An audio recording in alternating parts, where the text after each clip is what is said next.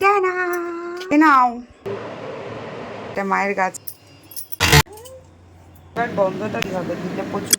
Good morning. আজকে আবার ছাতুতেই ফিরে গেছিলাম, কারণ আজকে গাটা গোলাচ্ছিল। কালকে রাত্রিবেলা ওই হাঁসের মাংস খেয়েছিলাম অল্প, আর বলেছিলাম তার আগে এমনি শরীরটা ভালো নেই, আমি অল্পই খেয়েছিলাম, হাফ হাফ রুমালি রুটি দিয়ে। আর কাঁকড়া আনিয়েছিলাম, কারণ বাবা কাঁকড়া খেতে ভালোবাসে, আমার শ্বশুরমশাই। ওই জন্য আমার শাশুড়িমা বললো তাহলে এক প্লেট কাঁকড়াও নিয়ে নে, কারণ ওখানে পাওয়া যায় কাঁকড়াও। বেশ অনেকগুলোই দিয়েছে। আরও কাতলা মাছ আনিয়েছে। দেখা যাক এবার কীভাবে রান্নাটা করি। পিসগুলোও তো বড় বড় করি, যদি একটু ছোটো ছোটো করা তো তাহলেও ভাজতে সুবিধা হয়। হ্যাঁ হ্যাঁ, এটা হবে তন্দুরি। শ্বশুরমশাই দোকানে যাচ্ছিল, বললাম কাউকে দিয়ে লেবু আনাতে পারবে কিনা, লেবু আনিয়ে দিয়েছে। বলেছিলাম পাতা সমেত লেবু আনতে, বললো পাতা হয় এখন, পাতা ওরমভাবে পাওয়া যাবে নাকি। আমি বলেছি না না ঠিক আছে, তুমি এক কাজ করো, আমার মায়ের কাছে যাও, মা পাতা দিয়ে দেবে। তারপর মায়ের কাছে পাঠিয়েছে সুমন বইকে, মা আবার ডাল সমেত পাতা দিয়ে দিয়েছে। এটা মায়ের গাছের লেবু পাতা। মা বলছে আমার ডালটাকে ছাড়তে হতো, তাই ডাল সমেত দিয়ে দিয়েছি। কি অবস্থা!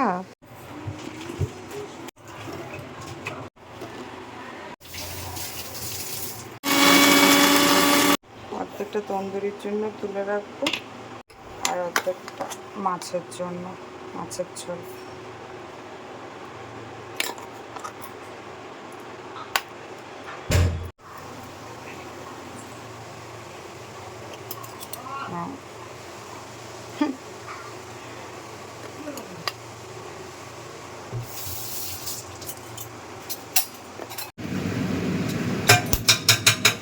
তেল গরম হতে দিয়ে এদিকে তন্দুরির মশলাটা করে নেব।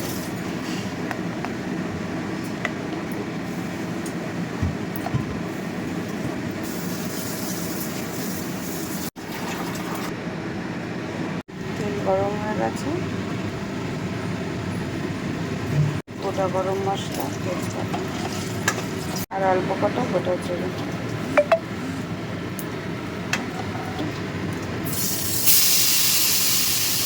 টক দই, একটু জিরের গুঁড়ো, একটু ধনের গুঁড়ো, একটু হলুদ গুঁড়ো, লঙ্কার গুঁড়ো, লাল লঙ্কার গুঁড়ো। বাইরের কেনা তন্দুরি মশলা আমার একদম ভাল লাগে না। একটু জিরের গুঁড়ো আর একটু ধনের গুঁড়ো আর একটু লঙ্কার গুঁড়ো না দিলেও চলে, কিন্তু আমার শ্বশুরমশাইয়ের জন্য দিতে হয় সব রান্নাতে অল্প একটু। একটু মেথি পাতা, মেথি কাসুরি, আগেটা সর্ষের তেল ছিল, আর এই মেথুরির জন্য একদম ম্যান্ডেটারি, তোমাকে দিতেই হবে, দিলে প্রচুর সুন্দর টেস্ট হয়। এটা ধন্যবাদ। মাছে যেহেতু নুন ছিল তাই আমি একটু অল্প নুন দিয়েছি। মাছের জন্য আরেকটা পেস্ট বানিয়ে দেবো, টক দই কাজু বাদাম দিয়ে। পেঁয়াজটা কষে গেছে, হালকা হালকা তেলও ছেড়ে দিয়েছে, এবার দইটা দিয়ে দেবো।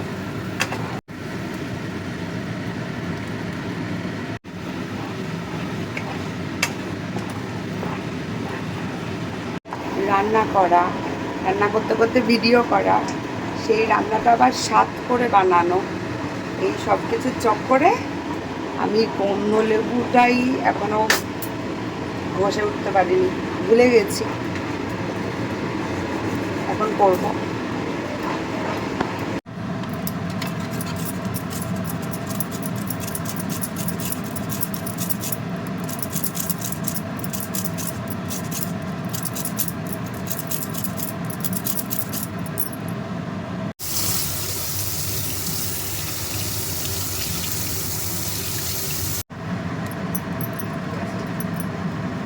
তুমি চান করতে চলে যাও না, আমি পরিষ্কার করে দেবো।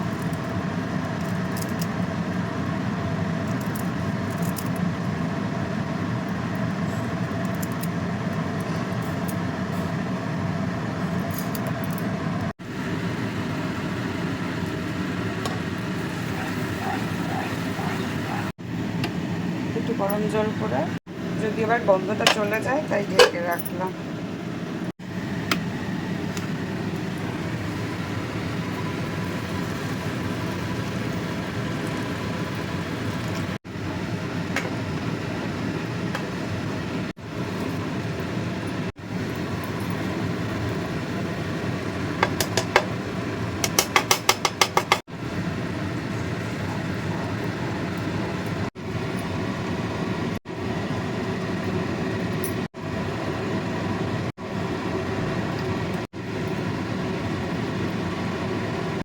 রান্না হয়ে গেছে, অল্প একটু ঘি দেবো।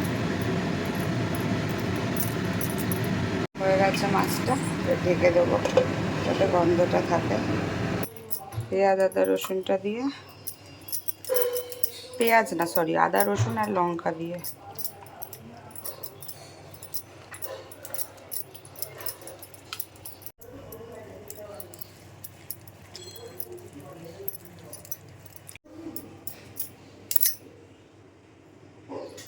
একটু ঠিকঠাক পরিমাণে মশলাটা দিতে না ম্যারিনেশনের জন্য এমনি পুরো তন্দুরির মতো গন্ধ চলে আসে। আর এটার মধ্যে একটু চাট মশলা দিলে খুব ভালো হয়। চাট মশলা, আমি তো ফুড কালার ছিল না, বলে লাল ফুড কালারটা দিলে লঙ্কার গুঁড়োটা একটু কম দিলেও হয়।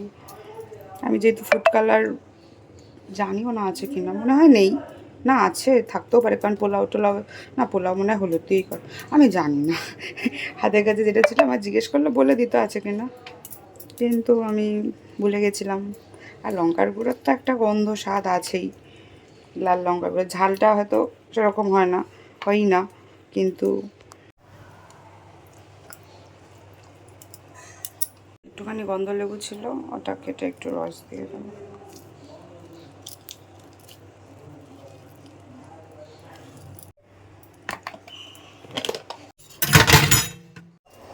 আজকে মাছটা কি করব ওই প্ল্যান করতে করতেই অর্ধেক বেলা পার হয়ে গেছে, বুঝতেই পারিনি যে মানে কী রান্না করবো সেটাই মাথায় আসছিল না।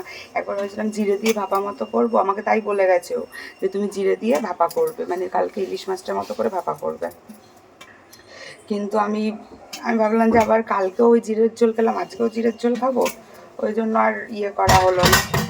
আর আমি ভেবেছিলাম আজকে যে মাছ যাই করি না কেন মেজদার জন্য একটু পাঠাবো, মেজদা হলো আমার বড় জেঠুর মেজো ছেলে, তো ভেবেছিলাম ওর জন্য একটু পাঠাবো, কারণ ও একা একা থাকে, ওর মা, আমার বড় জেঠি নেই অনেক বছর, প্রায় আমি 7-এ পড়তাম তখনই মারা গেছে। আর 2 দাদা ছিল, বড়দা আর ছোটদা, তারাও নেই, তারাও লাস্ট 2-3 বছরের মধ্যে চলে গেছে। তো দাদা মানে বুঝতে পারছো তো, এরা যদিও অনেকটাই বড় আমার থেকে, কিন্তু আমার মানে আমার বাবার বয়সী, বাবার থেকে ধরো 4-5 বছরের ছোট, এক একজন 6 বছরের 2 ভাই ছোট জমজ যারা, আর একজন 4 বছরের ছোট। তো আমার বাবাও নেই, তারাও নেই, বাবার সাথে খুব ভালো বন্ডিং ছিল মেজদার। তো মাঝে মাঝে ও আসলে মন খারাপ করে, বা সেদিনও আমাকে বলছে যে তুই কত মাছ রান্না করিস দেখি ব্লগে, আমি মাংস করে খাই জানিস তো, কিন্তু মাছ একার জন্য আর রান্না করতে ইচ্ছা করে না, মাংস বানাই, বানিয়ে রেখে দিই ফ্রিজে, 2-3 দিনও হয়ে যায় অনেক সময়। আমি বললাম ঠিক আছে, এবার ভাবি রোজ কিন্তু মানে হয়ে ওঠে না। আর আজকে আমি ঠিক করেই রেখেছি যে আমি ভুলেও যাব না, ঠিক মনে করে ওকে পাঠাবো, মায়ের জন্য পাঠাবো, মাকে দিয়ে বলবো যে তুমি ওকে একটা দিয়ে দিও আর তোমার কাছে একটা রেখে দিও। তো আমি ঠিক করেই রেখেছি, এই জন্য ওকে ফোনও করেছি, আমি তোর খাওয়া হয়ে গেছে, ও বললো যে না এখনও খাইনি, আমি কখন খাবি, বলছে এই একটু পরে খাবো। আমি তখন বললাম যে তাহলে তাড়াতাড়ি খাবি না, আমি মাছ করেছি মাছ পাঠাবো। বলছে যে মাছ করেছিস, আমি বলছি হ্যাঁ, তুই কিন্তু খাবি না, বলছে যে ঠিক আছে আমি 3টে, আমি আমাকে বলছে যে 3টের মধ্যে পাঠাস তাহলেই হবে। আমি ঠিক আছে 3টের মধ্যেই পাঠিয়ে দেবো। খারাপ লাগে, আর ও একা রান্না করে, ওরা খুব সুন্দর রান্না করতো, মানে 3 ভাই, বড়দা একটুখানি কম রান্না করতো, করতো না বললেই চলে, কিন্তু মেজদা, এই বড়দা আমার বাবার থেকে 4 বছরের ছোট, মানে এরা এরা বেঁচে থাকলে, আমার বাবা বেঁচে থাকলে এখন আমার বাবার 62-63 বছর বয়স হতো, আর এরা বাকি দুজন যারা চলে গেছে তারা বেঁচে থাকলে ওরকমই ধরো, তাও মারা গেছে আরও 2 বছর আগে। তো খারাপ লাগে এই জিনিসগুলো, আর কি করা যাবে, ওই একা থাকে, এটা ভেবে আরও বেশি খারাপ লাগে, একাই খায়, একাই রাঁধে, একাই থাকে, তাও বন্ধু বান্ধব আছে, একটুখানি আড্ডা ফাড্ডা মারে, ওই একটা ভালো দিক আছে, তাও জীবনে 2-4টে বন্ধু আছে অন্তত। আর মেজদাকে তোমরা দেখেছো, মেজদা হচ্ছে এই যে সেদিনকে ব্লগ করলাম, চা খেতে গেছিলাম আমি মিমিকে ছাড়তে যাওয়ার সময়, ওটাই মেজদা।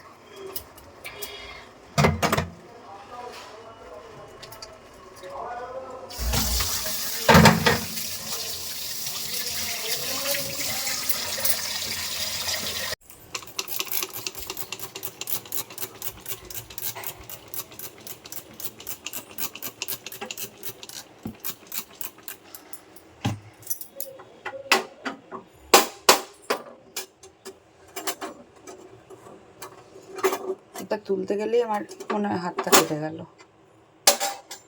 খুব খাটনির থেকেও ভয়। ঠান্ডা হয়েছে অনেকটাই।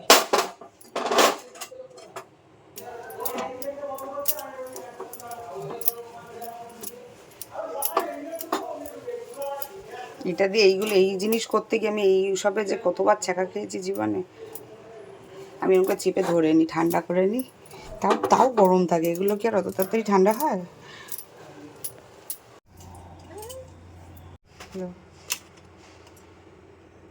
এটা মেজদার জন্য, কারণ ওর কাছে বাটি আবার কবে রিটার্ন পাবো তার নেই ঠিক। ওই জন্য বাড়িতে ফয়েল ছিল, আমি বললাম ফয়েলই দিয়ে দাও। আবার ও ভাববে খালি বাটি দেবো, কিছু করে দিই, ওই জন্য। আর এটা মায়ের টেনশন না। ঝোল দাও, পাতাও খেয়ে নেবে।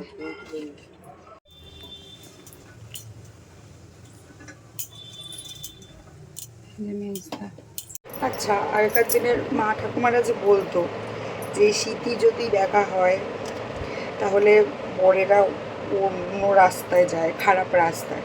তো খারাপ রাস্তা মানে কি এবড়ো খেবড়ো রাস্তা, নাকি আর একটা বউ, নাকি আরও খারাপ বন্ধু বান্ধব, কোনটা তোমরা জানো? আমি তো জানি না। এই নো হয়ে গেলে আর আঙুল দিয়ে সিঁদুর পরা যায় না।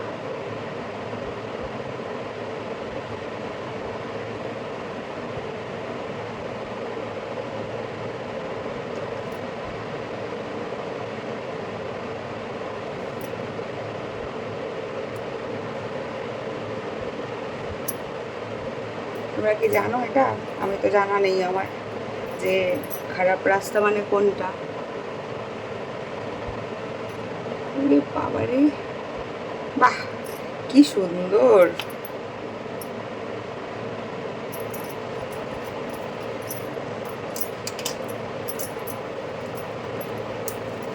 পুরো চন্ডাল। আরে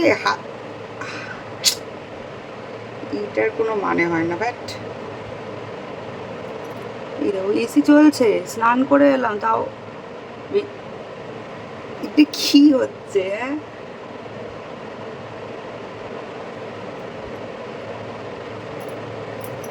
ঠিক করে এসেছি, তুলে এসেছি। আমি সিঁথি মাঝে মাঝে এই সাইডে করি, কিন্তু সিঁদুরটা মাঝখানেই করি। আমি এরকমও দেখেছি অনেককে, যে এখানে সিঁথি করেছে, এখানে সিঁদুর, এখানে সিঁথি করেছে। আমার মনে হয় ওদের বক্তব্য, ওরাও কিন্তু আগেকার দিনেরই মানুষ। আমার মনে হয় ওদের বক্তব্য যে সিঁথি তুমি যেখানেই করো, সিঁথিটা যেন সোজা হয়, সিঁথিটা যেন বেঁকে না যায়, পাকা চুল, সিঁথিটা যেন স্ট্রেট হয়, এটাই বলে মনে হয়। বুঝতে পেরেছো? যাই না, তোমরা যেটা জানো আমাকে বলবা। এখন হয়ে গেছে সব কাজ। এখন আমি লেটকে থাকি, কখন আমার বর 5টার সময় আসবে, এসে বলবে খাবার খাবো, এই অপেক্ষা করি। বৃষ্টির মধ্যে ভাত খাবো। খাবার রেডি, বাইরে ঝমঝম করে বৃষ্টি পড়ছে। আর এটা হচ্ছে কাঁকড়া, এটা হচ্ছে আমার গন্ধরাজ কাতলা, আর এটা হচ্ছে মায়ের কালকের সর্ষে কাতলা ভাপা, আর এখানে হচ্ছে এক্সট্রা ভাত আছে।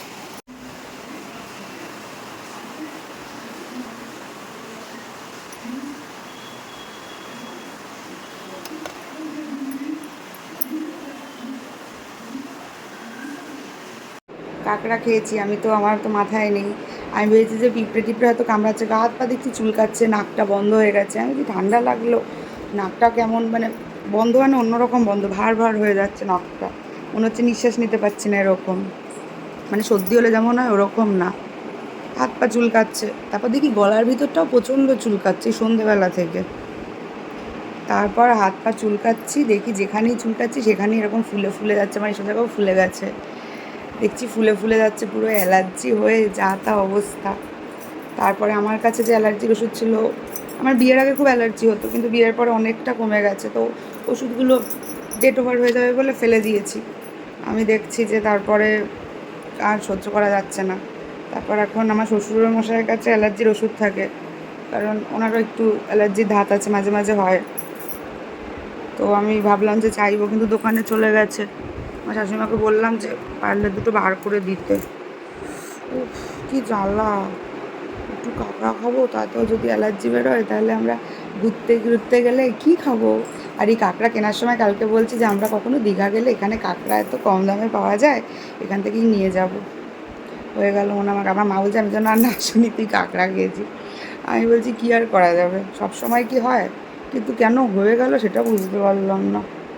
যেখানটা চুলকাচ্ছে সেখানেই লাল লাল ফুলে ফুলে যাচ্ছে হাতে।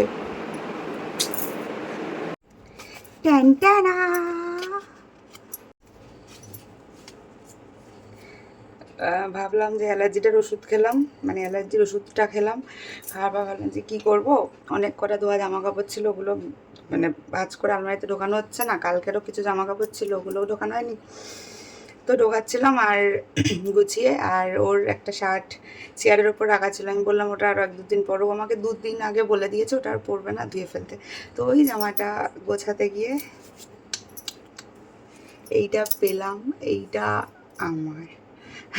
যাই হোক, এটা আমি আমার মায়ের থেকে শিখেছি যে ঘর বাড়ি গোছাতে গেলে টাকা পেলে সেটা দিয়ে, আমার মা তো আগে 5 টাকা 10 টাকা পেতো, মানে খাটের তলা থেকে কোনো না কোনো সময়, যে কী করে যে মা পেতো বা কী কোথা থেকে আসতো জানি না, বড় কিছু পেলে তো মায়ের খুশি শেষ নেই, সেটা বাবা থাকতে হতো বা বাবা যখন সুস্থ ছিল সেই সময়ের ঘটনা। তো বাবা অসুস্থ হওয়ার পর এরকম জাতীয় কিছু মা পায়নি, কিন্তু কয়েন টুকটাক শ্যাম্পু করার মতো মা পেতো। মা বলতো যে ঘর গোছাতে গিয়ে যেটা পাওয়া যাবে সেটা শ্যাম্পুর টাকা। তো আমার তো এটা দিয়ে একটা বেশ অনেক শ্যাম্পু হয়ে যাবে, তাই আমি শ্যাম্পু কিনবো না, এটা আমার। আমি ব্লগে দেখিয়ে দিলাম, কারণ লোকাচুপির ব্যাপার নেই, আর আমি পকেট থেকে নিই না, তার আমাকে দেয়, ওই জন্য আর পকেট থেকে নিতে হয় না, কিন্তু এটা আমার এক্সট্রা প্রাপ্য। টাকাটা পেয়ে মনটা যেন ভালো হয়ে গেল, ওই জন্য ঘরবাড়ি সব গুছোতে বসে গেছি। না গো, আমার এই ড্রেসিং টেবিলটাতে না প্রচুর জিনিস হয়ে গেছে, আর এটা দেখতে খুব জবরজম লাগবে। বাদবাকি ঘরগুলোতে না সব ঢাকা, আর এই ঘরটার এই জায়গাটা ওপেন, যার ফলে সবটাই সামনাসামনি থাকে। ওই জন্য ভাবলাম একটু পরিষ্কার করে ফেলি, কিন্তু এখন যাব ফ্রিজ থেকে মাছটা বার করতে।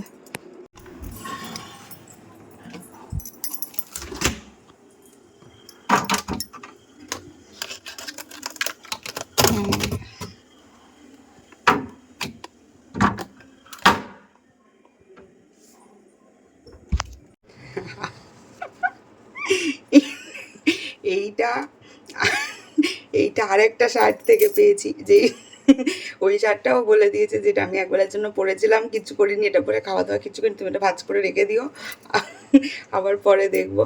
তো এইটা হচ্ছে সেই শার্টটা থেকে পাওয়া 10, 20, 30, 40, 50, 60, 70, 80, 80 টাকা। ও আজকে বাড়িতেই ছিল, তাই ভাবলাম যে সন্ধ্যাবেলায় করে ওকে দেবো। তারপর দেখলাম ও উঠছে না, আর রান্নাঘরে ননদও চিকেনের একটা আইটেম বানাচ্ছিল, আমি তাই জন্য দেখলাম যে থাক, ও যখন উঠবে তার একটু আগেই বানিয়ে দেবো, ডিনারে করে নেবে ওটাই। তো যাই হোক, আর ও যেহেতু উঠলো না তখন আর বানাইনি, একেবারে রাত্রিবেলায় গেছি। ঘরটাও একটু গুছিয়ে নিলাম ততক্ষণে, কারণ কালকে চাদরটা চেঞ্জ করব। খাবার দাবার না একটুখানি ডেকোরেশন করে সার্ভ করতে আমার খুব ভালো লাগে, সব সময় হয় না, কিন্তু তাও ট্রাই করি। আমার শাশুড়ি মা বললো ওদের জন্য বেশি না করতে, 1 টুকরো করেই ওরা খাবে, রাত হয়ে গেছে বলে।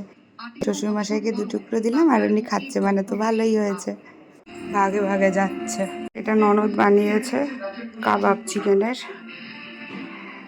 ওর আর আমার জন্য রেখেছে, আর তারপরে আমরা খাবো হচ্ছে ফিশ কাবাব।